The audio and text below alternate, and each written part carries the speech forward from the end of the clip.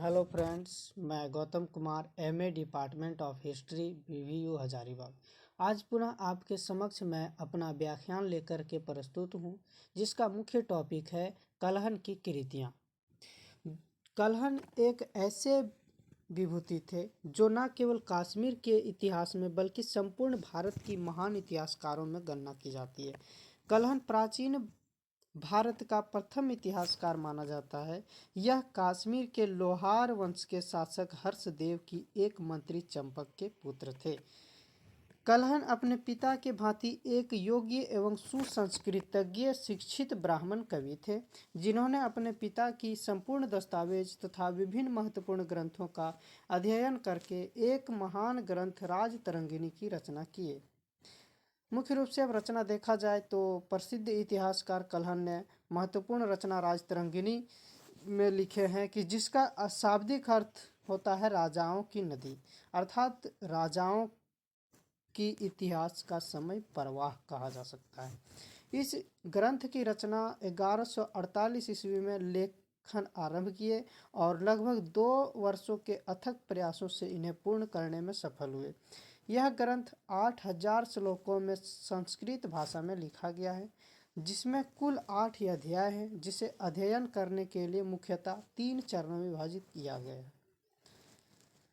जिसका प्रमुख चरण निम्नलिखित है।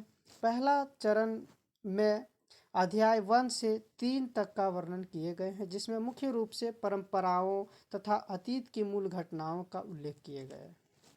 दूसरा चरण है 4 से 6 अध्याय तक कलहन ने कारकोट और उत्पल राजवंशों का वर्णन मिलता है, जिसको कलहन ने पूर्व काल तथा तत्कालीन साक्ष्यों के आधार पर समाहित किया है। या कहा जा सकता है कि कलहन की द्वितीय चरण में कारकोट की और उत्पल राजवंशों का मुख्य रूप से राजनीतिक, आर्थिक और सामाजिक स्थितियों का भी समावेशित किया गया है। अब देखते हैं तृतीय चरण में तो ग्रंथ के 7 से 8वें अध्याय कलहन ने कश्मीर के 2 राजवंशों को अपना प्रमुख केंद्र बनाए, जो उसके समकालीन थे। मुख्य रूप से जयसिंह, मिहिरकुल आदि शासकों की शासनकाल की मुख्य घटनाओं का वर्णन किया है। साथ ही जयसिंह के मुख्य कार्यकाल के अवधारणाओं का अध्ययन किया गया है। इसके अलावा उनके कार्यों पर भी प्रकाश डालते हुए वर्णन किया गया है। लेखन प्रणाली जो देखा जाए तो राजतरंगिणी का मुख्य रूप से एक अलग ही तरह के शैली का वर्णन किए, इसलिए राजतरंगिणी की विशेषता को दर्शाते हुए भारत का पहला इतिहासकार माना जाता है।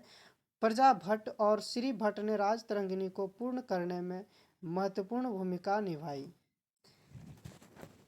थैंक यू दोस्तों। अगर वीडियो अच्छा लगा हो तो लाइक, शेयर और सब्सक्राइब जरूर करें।